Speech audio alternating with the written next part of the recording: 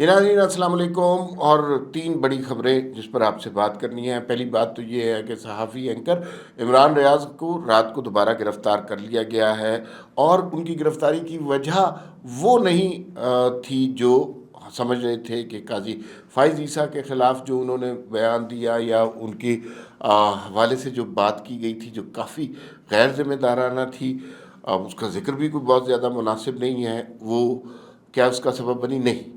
Corruption کا کوئی ایک اور سکینڈل نکل آیا، اور ان کی آج پیشی بھی ہوئی، اور پیشی کے حوالے سے بھی کچھ تفصیلات ہیں جو آپ کے ساتھ شیئر کرنی ہے۔ دوسری خبر جو ہم نے کرنی ہے وہ آئی ایم ایف کے حوالے سے کل پی ٹی آئی کے بیرسٹر علی ظفر نے بڑا جو ہے ٹکا کے بیان دیا، اور انہوں نے کہا ایسی کی تیسی، اور آئی ایم ایف پاکستان کو 1 روپیہ بھی نہیں دے گی، کیونکہ ہمارے قائد کو انہوں نے جیل میں ڈالا، انتخابات میں دھاندلی کی اور یہ سب کچھ۔ اور آج صبح اس کا ری بٹل آ گیا، اور اس کی وجوہات کیا ہیں، اس پہ یو ٹرن اتنا بڑا کیوں آیا، اس کی اندر کی وجوہات آپ کو بتائیں گے۔ تیسری بات جس پر ہم بات کریں گے وہ ہے کہ مریم نواز آج وزیر اعلیٰ پنجاب کی حیثیت سے حلف اٹھا رہی ہیں۔ یہ بہت اہم بات ہے، پاکستان کی تاریخ میں پہلی خاتون وزیر اعلیٰ ہیں، اور بڑی سٹرونگ اپوزیشن ہے۔ لڑائی مار کٹائی کے کچھ مناظر ہم نے آلریڈی وہاں پر دیکھ لیے ہیں، اور ابھی منسٹریوں کا ڈیسائیڈ ہونا ہے۔ مریم نواز کی پارلیمانی سیاست کا آج پہلا دن ہے، وہ ایم پی اے کی حیثیت سے حلف اٹھائیں گی، اور ظاہر ہے پھر اس کے بعد انہیں منتخب کیا جائے گا، اور پھر وہ وزیر اعلیٰ بنیں گی۔ بہت بڑی بات ہے، اور دیکھنا یہ ہے کہ وہ اپنے والد کی ٹریڈیشن کو لے کر ان کے نقش قدم پر چل سکتی ہیں یا نہیں۔ اس اجلاس کے حوالے سے ایک انٹرسٹنگ خبر یہ ہے کہ چونکہ پی ٹی آئی کے لوگ بھی آئے ہیں، اس میں ایک پی ٹی آئی کے ممبر جن کا نام مجھے نہیں پتا وہ بھی داخل ہوئے، وہ روپوش تھے۔ وہ روپوش تھے اتنے عرصے سے کہ جناب مجھے پکڑ لیں گے، اور 9 مئی کے بعد سے وہ غائب تھے، اور وہ اچانک اجلاس میں آئے۔ پولیس نے شاید انہیں پہچانا نہیں، پولیس نے پوچھا آپ کون ہیں، انہوں نے کہا میں ایم پی ہوں، تو وہ اندر آ کے انہوں نے بتایا کہ ان کے اوپر کیا داستان علم گزری۔ وہ روپوشی میں تھے، ان کے پاس پیسے ختم ہو گئے، ان کے پاس گاڑی تھی، گاڑی انہوں نے بیچ دی، گاڑی بیچنے کے بعد جو پیسے آئے اس سے اپنا خرچہ چلاتے رہے۔ اس طرح کی بہت ساری صورتحال کا انہوں نے اظہار کیا، اور کافی مشکل میں تھے۔ یہ ایک ممبر نہیں ہے، ایسے کئی آپ کو لوگ سامنے نظر آئیں گے جو روپوشی سے 9 مئی کے بعد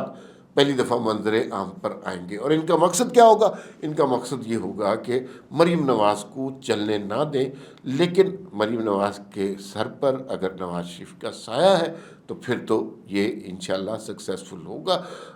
اچھی بات یہ ہے کہ پی ٹی آئی نے یہ فیصلہ کیا ہے کہ وہ اسمبلی میں بیٹھ کے کریں گے، جو کچھ کریں گے۔ دینگا مشتی کرتے ہیں، لڑائی کرتے ہیں، گالم گلوچ کرتے ہیں، اسمبلی میں کر لیں، یہ فورم ہے۔ اختلاف کرتے ہیں وہ کریں، لیکن جو سڑکوں پہ کرتے تھے، جو ٹریفک روک دیتے تھے، جو کسی بیرون ملک سے کوئی مہمان آنا ہے اس کو نہیں آنے دیتے تھے، تو وہ بڑا خطرناک سلسلہ تھا، اور لوگوں کے سر پھٹتے تھے، خون بہتا تھا۔ وہ صوبے وفاق پر حملے کرتے تھے، صوبہ صوبے سے لڑ جاتا تھا۔ وہ والی کیفیت نہیں ہونی چاہیے، کبھی دھرنے، کبھی لانگ مارچ، پولیٹیکل انسٹیبلٹی، وہ نہیں ہونی چاہیے۔ آپ اسمبلی کے اندر جو بات کریں، مریم نواز سٹرونگ خاتون ہے، لیکن اب یہ ان کا پہلا ٹیسٹ ہے، تو دیکھتے ہیں کہ وہ اس ٹیسٹ میں کیسا پورا اترتی ہیں۔ اب یہ کوئی آسان ٹیسٹ نہیں ہے، governing Punjab is not easy, مشکل کام ہے، بہت مشکل کام ہے، اور اس مشکل کام کو سنبھالنا کیسے ہے، اس کا جواب مریم نواز کے پاس شاید ابھی نہیں ہوگا، لیکن حالات انہیں آہستہ آہستہ سبق سکھائیں گے۔ اب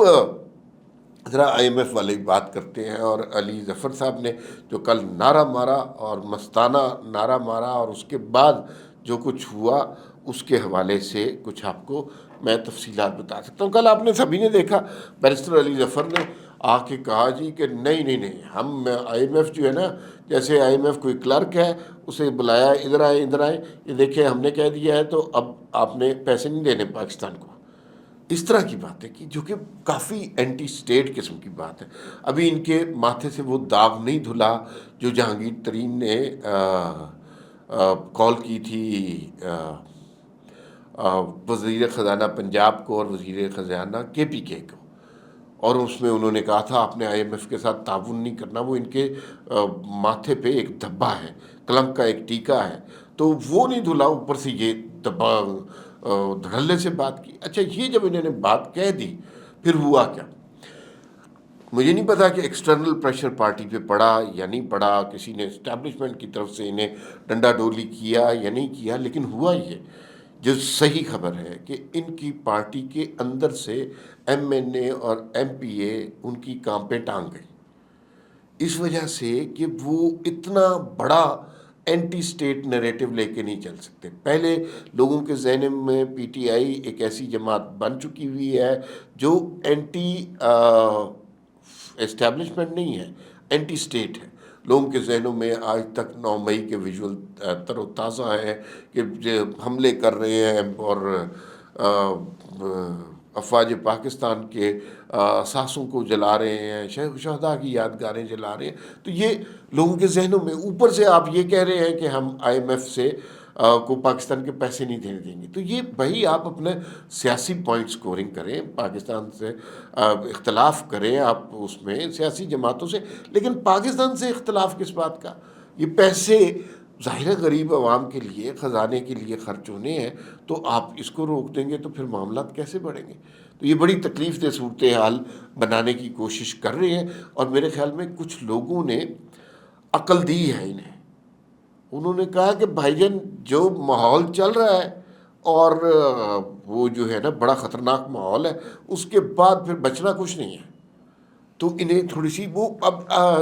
یو ٹرن کل ہی انہوں نے کیا ہے، یو ٹرن مارتے ہوئے تھوڑی سی شرم آئی ہے۔ تو جس طرح کا ری بٹل دیا گیا ہے، وہ ری بٹل جو ہے وہ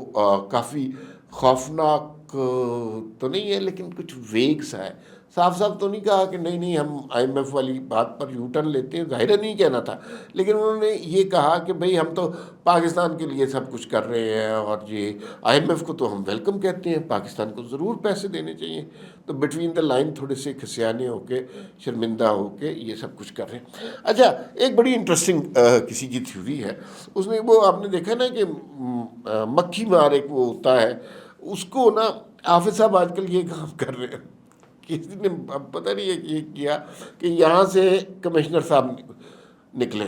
ادھر سے ان کو فارغ کیا، پھر ادھر سے لاہور سے بیلٹ پیپر والی خبر نکلی، ادھر سے نکلی، پھر اس کے بعد یہ IMF والا ادھر سے کیا، لیکن ان کا نیٹ ورک جو ہے، چونکہ وہ چاہتے ہیں کہ ملک میں سٹیبلٹی ہو، پولیٹیکل سٹیبلٹی ہو، حکومتیں کام کریں، الیکشن کو زیادہ متنازع نہ کریں، تو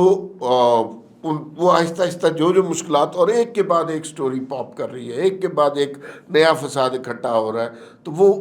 ان ساری سٹوریز کو کنٹرول کرتے جا رہے ہیں، اور ابھی تک بڑا ظاہر ہے کمشنر صاحب نے جو کچھ کیا اس نے تباہی مچا دی تھی، لیکن کل جو ہے وہ تباہی واپس کچھ ری گین کیا ہے۔ تو یہ اب ہمیں یہ سمجھ لینا چاہیے کہ یہ دو متصادم قوتیں لڑ رہی ہیں، اور وہ لڑتی رہیں گی،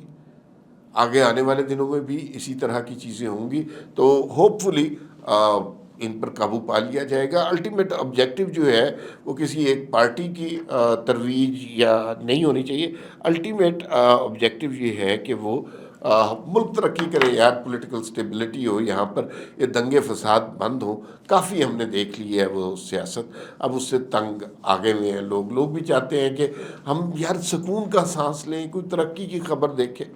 تو کوئی ڈیولپمنٹ کے پروجیکٹس کے بارے میں بات کریں۔ اچھا، عمران ریاض صاحب کی بات ہم نے زیادہ کی نہیں ہے، ان کو دوبارہ گرفتار کر لیا گیا، کوئی وہ کرپشن کا کیس بتا رہے ہیں، پیشی بھی ان کی ہوئی ہے، اس کا مطلب ہے کہ تھرو پراپر چینل ہو رہا ہے۔ یہ خطرناک بات ہے،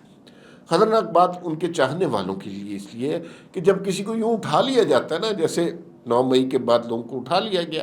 تو اس کو پھر واپس کرنا ہوتا ہے، وہ پھر ذمہ داری ہوتی ہے، اور وہ مطلب کوئی ایسا تھوڑی ہے کہ دور پار کا بندہ میڈیا کا آدمی ہے تو اسے واپس کرنا ہوتا ہے۔ لیکن جب یہ تھرو پراپر چلنا شروع ہو جاتے ہیں نا، عدالتوں میں پیشی ہو گئی، یہ وہ، اس کا مطلب ہے کہ لمبی سزا ملنے والی ہے، اور لمبے بھجن کوئی اندر ہونے والے۔ قاضی صاحب کے ریمارکس کے حوالے سے توقع تھی کہ ان کے اوپر کوئی قدغن لگے گی، لیکن یہ تو کوئی اور ہی کیس نکل رہا ہے، اور کوئی اتنا بڑا کیس پاکستان کے سینیریو میں نہیں لگ رہا۔ تو لیکن چیزیں اب تھرو پراپر چینل چل رہی ہیں، عدالتی کارروائیاں، ایف آئی آریں، پیشیاں، یہ ان کے چاہنے والوں کے لیے خطرے کی خبر ہونی چاہیے، کیونکہ پھر یہ عمران خان کا بھی اسی طرح شروع ہوا تھا کہ وہ طریقے سے آہستہ آہستہ آگے بڑھتے ہیں عدالتی قانونی کارروائی، اور نتیجہ پھر لمبی سزا پر منتج ہوتا ہے۔ خیر اللہ نہ کرے ایسا ہو۔ فی الوقت اتنا ہی، پھر ملاقات ہوگی۔ اللہ حافظ۔